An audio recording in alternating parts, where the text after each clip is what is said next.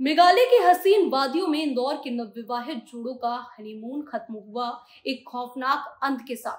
29 वर्षीय राजा रघुवंशी की मौत सिर्फ एक हादसा नहीं बल्कि एक सोची समझी साजिश थी। और ये साजिश रची थी उसी लड़की ने जिससे उसने हाल ही में शादी की थी। मेघालय हनीमून हत्याकांड, प्यार, धोखा और साजिश की खौफनाक कहानी। इस वीडियो में हम आपको इस हत्याकांड की सभी अपडेट्स देंगे जो शुरू से लेकर अभी तक घटी है।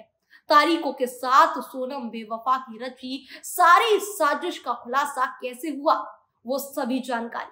नमस्कार, मैं हूं वैष्णवी चौहान और आप देख रहे हैं TV7 भारत। 11 मई 2025 ये वो तारीख है जब इंदौर निवासी राजा रघुवंशी ने सोनम से शादी की। महज 10 दिन बाद 21 मई 2025 को दोनों हनीमून पर मेघालय पहुंचे और बालाजी गेस्ट हाउस में ठहरे।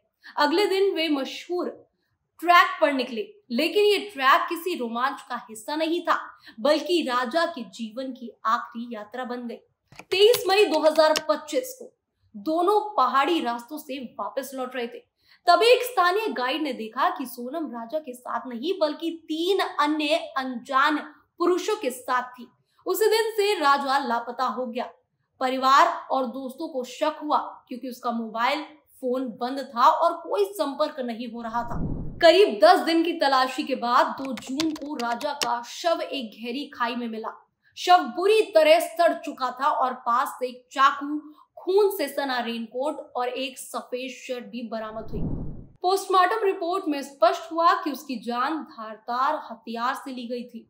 जैसे जैसे जांच आगे बढ़ी, शक की सुई सोनम पर जा टिकी। पुलिस को पता चला कि सोनम का एक युवक राज कुशवाहा से अफेयर चल रहा था और वे राजा से शादी नहीं करना चाहती थी, लेकिन पारिवारिक दबाव के कारण उसने शादी की। अब पुलिस को शक है कि सोनम ने प्रेमी राज और उसके 2 साथियों के साथ मिलकर पूरी घटना को अंजाम दिया। तीनों युवक जो मध्य प्रदेश और उत्तर प्रदेश से ताल्लुक रखते हैं, हत्या के समय सोनम के साथ मेघालय पहुंचे थे। 8 जून को सोनम को उत्तर प्रदेश के गाजीपुर जिले से गिरफ्तार कर लिया गया है। खबर ये भी निकलकर सामने आई है कि सोनम ने खुद सरेंडर किया है।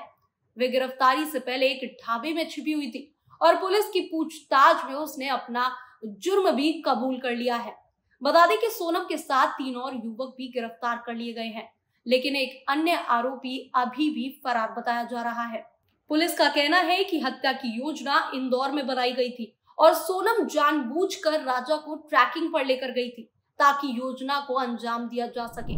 राजा के परिवार में मातम पसरा है। पिता और मां ने सवाल उठाया है कि अगर सोनम को रिश्ता मंजूर नहीं था तो उसने शादी क्यों की? क्या सिर्फ शादी का दिखावा कर राजा को मारना ही उसका मकसद था?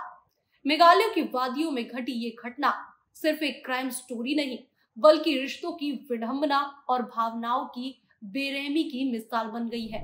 ये घटना हमें सोचने पर मजबूर कर रही है कि एक सुंदर दिखने वाला रिश्ता अंदर से कितना जहरीला हो सकता है। फिलहाल इस हनीमून हत्याकांड की गुत्थी कुछ हद तक सुलझती नजर आ रही है, लेकिन कई सवाल अब भी बाकी है। आखिर एक पत्नी ने पति को मौत के घाट उतारने की ये साजिश क्यों रची? और क्या इस पूरे मामले में अभी भी कोई और राज बाकी है? पुलिस की जांच अभी भी जारी है और हम भी इस पूरे मामले पर अपनी पैनी नजर बनाए हुए हैं। आप बने रहिए हमारे साथ क्योंकि हम आपको इस केस से जुड़ी सारी अपडेट्स सबसे पहले और सबसे सटीक रूप से पहुंचाते रहेंगे। फिलहाल के लिए इतना ही। देखते रहिए TV7 भारत।